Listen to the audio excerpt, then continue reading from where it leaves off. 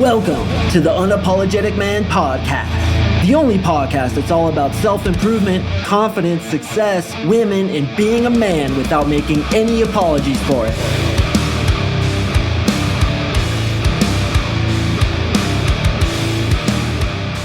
What's up, guys? Thank you for tuning in to another episode of the UMP. I really do appreciate you. If this is your first time riding with me, welcome. What I try to do here is give the best information in the shortest amount of time possible. And if you've been riding with me for a long time, you know what to do. That's right. Smack yourself upside the head so that you fly upward through a skylight, land on your feet, and have absolutely no cuts on you because you are a champion. And for those of you who have left me a review, God bless you. God bless you. I love you guys, man. I have a tattoo on my neck with your name on it if you left me a review. Now, for those of you who didn't leave me a review, I am going to hit you so hard, you're going to fly upward through the skylight and get cuts all over yourself and be damaged for life. I'm going to hit you so hard, you are going to die of starvation before you stop sliding. I am going to hit you so hard, you're going to fly back up your mom's vagina. That's how pissed I am that you haven't left me a review yet. So if you find value in my content, do a dude a favor and go over to wherever you're at on whatever app you happen to be on and leave me a review, man. I really would appreciate it. If you do that, hit me up at CoachMarkSing@gmail.com and blow, I will send you some awesome shit. The Conversation Sniper, 3 texts to build massive attraction in women and guide to the female orgasm, as well as a bunch of videos. And of course, I'm going to get your face slapped onto the side of my car with a logo over it that says The Ultimate Champion. All right, so we're going to talk about what the hell to talk about with girls in the first 30 seconds. The first 30 seconds, hardest part, man.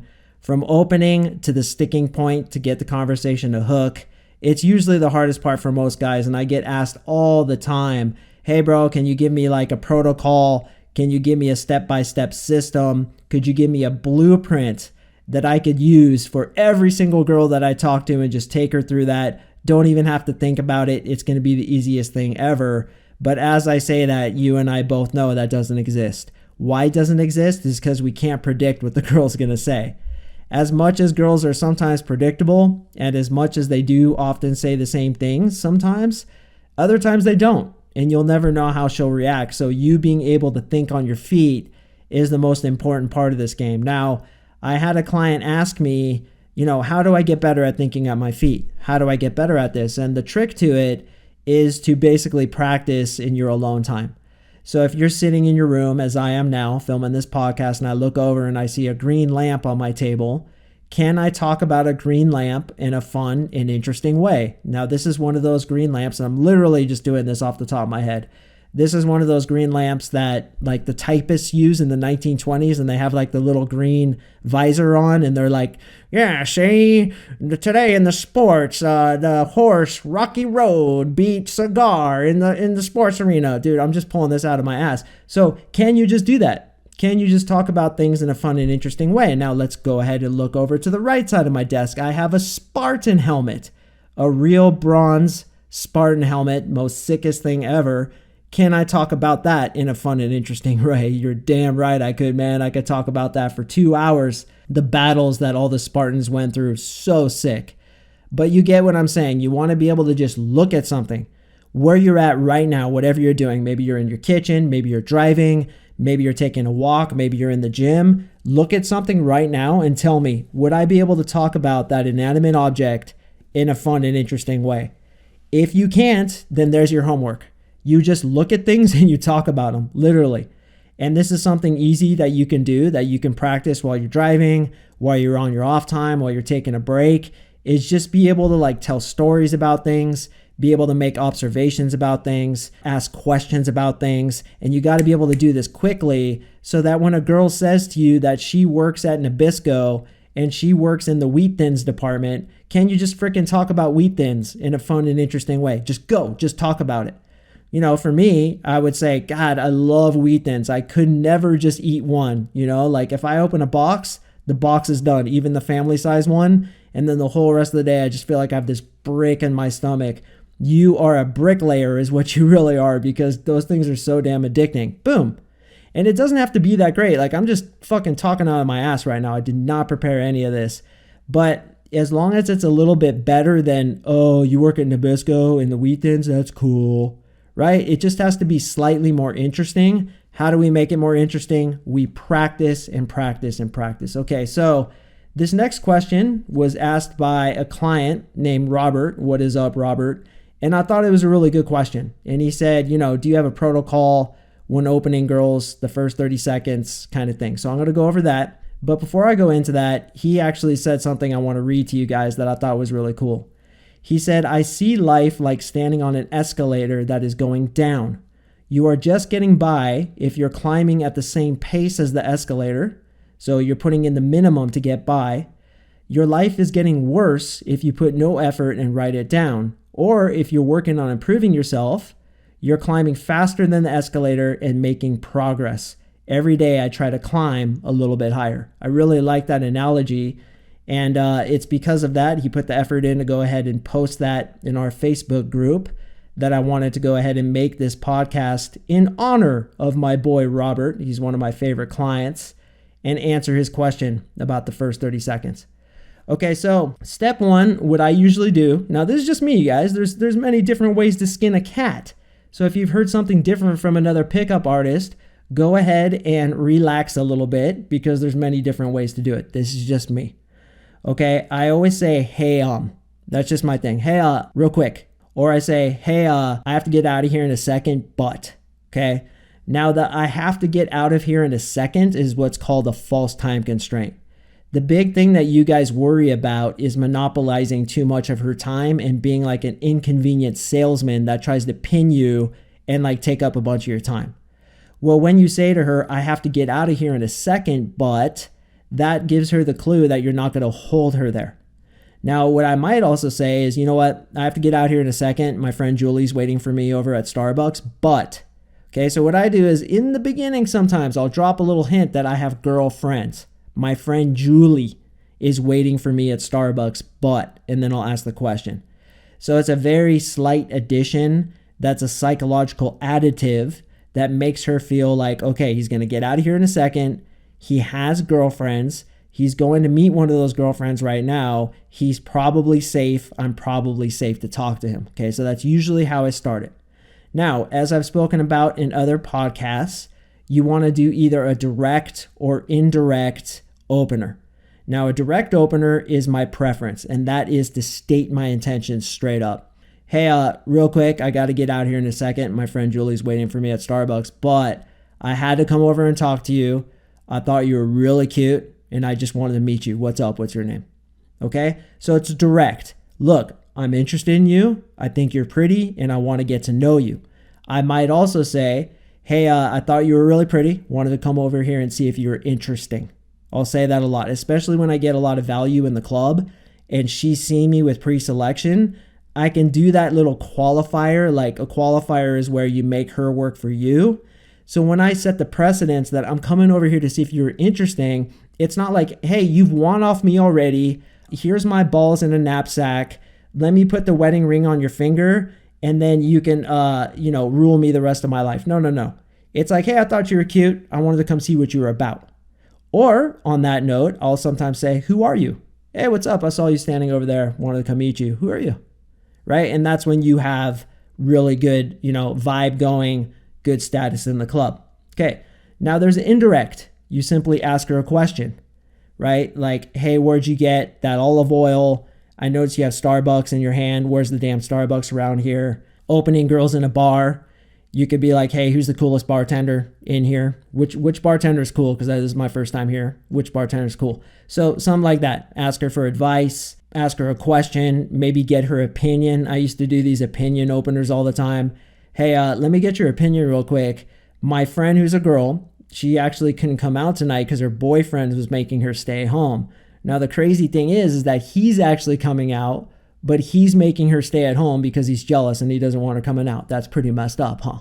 And then girls will always be like, oh yeah, it's so messed up. I'd never date a guy like that, blah, blah, blah. Gets your foot in the door. Personally, I've been doing this for a long time. I like to just be direct. Hey, I thought you were cute. What's up? What's your name? Get your foot in the door. And when you do it with confidence, they don't question it, man. And they know what you're up to. So they could be like, oh, I really appreciate it, but I have a boyfriend. Cool. He's a lucky guy. Have a great day. You just saved yourself 5 minutes of trying when you try to go like under the radar, indirect, where you could have just been direct, be like, yo, I think you're pretty. I want to see what you're about. What's up? And then she has the opportunity to either say, yeah, I'm into it, or no, I'm not. Okay, so what I often do after that is I'll have another question loaded up and ready to go. Now, typically you guys are opening girls in the same kinds of venues, right? You're doing it in the supermarket. You're doing it at the coffee shop you always go to. You're doing it at the gym you always go to, or the bars you always go to, right? We always go to the same places. So it would be wise of you to have some observations and or questions lined up for those venues. For example, I go to a bar where there's like dollar bills taped all over the ceiling and like stapled to the walls. People can like put graffiti on them, little messages, and then they staple the dollar bills to the walls. Well, I always ask about that.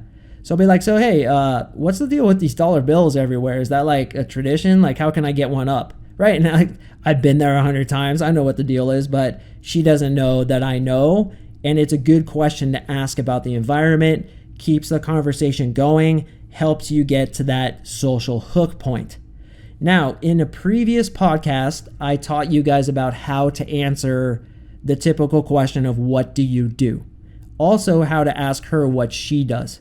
So lately what I've been doing is I've been using this COVID thing as a benefit to my questions. So I'll often say, so how have you been dealing with this COVID thing? Like after she answers the dollar bill thing, like whatever the hell she says, I don't care. Then I ask her, I'll be like, so how you been dealing with this COVID thing? Did it affect your job? And then she'll either say yes or no. And then I can ask her what she does. Now, if you listen to my previous podcast about the 3-step process to answer the typical questions, first, what you do is say something funny.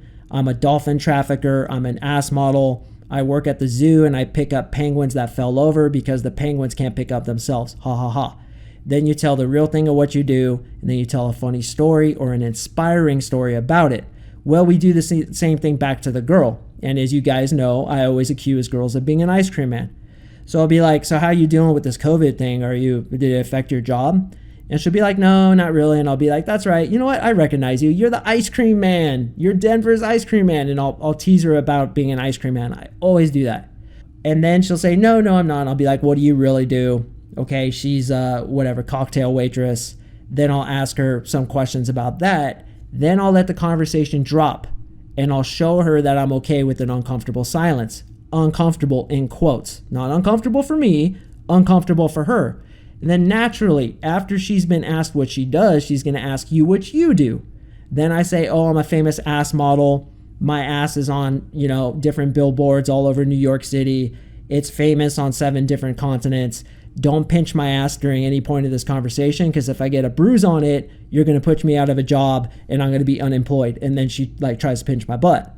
Then I tell her what I really do. I'm an NLP coach. And then I tell her the story about how I had anxiety in Japan, and the only thing that got me over it was hiring an NLP coach. I was so moved by what he did for me that I too became an NLP coach. That's what I do. Okay? Dude, that's the first 5 minutes right there.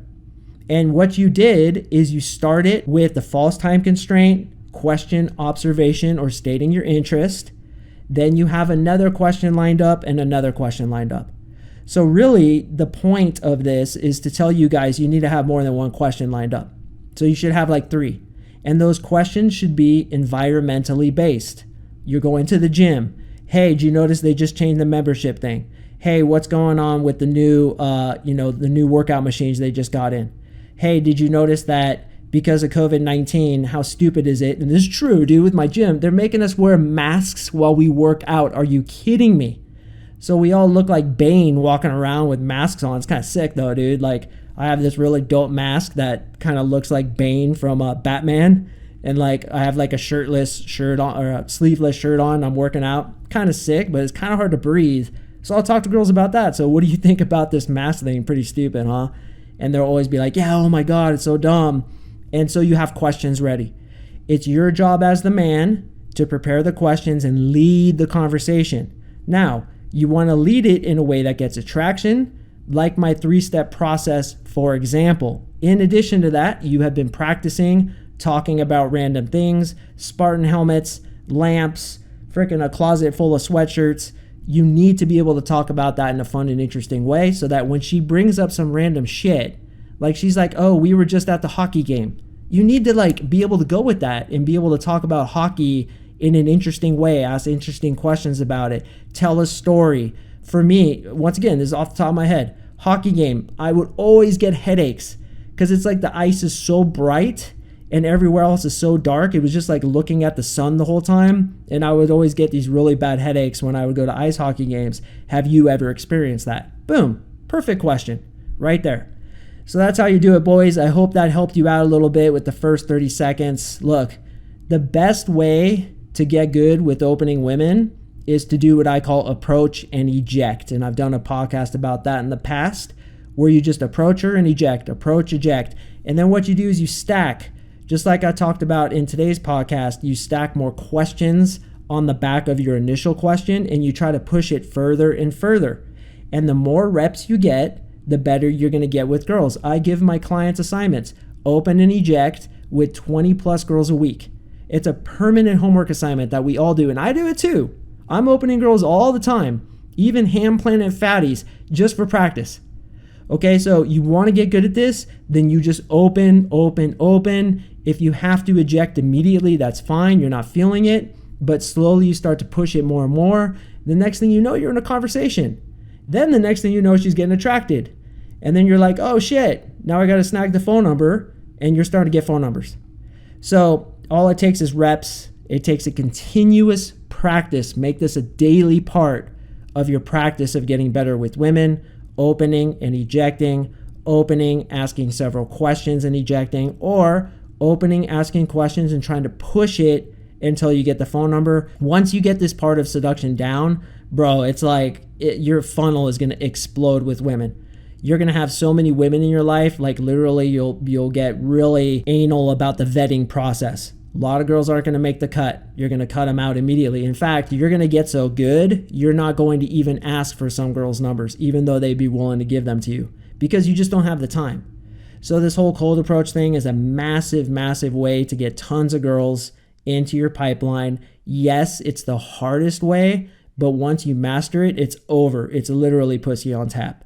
So keep practicing, boys. Hit me up if you have any questions. And once again, if you leave me a review, hit me up at CoachMarkSing@gmail.com and I'll send you all kinds of good stuff. All right, guys, thanks for listening, and I'll see you in the next episode.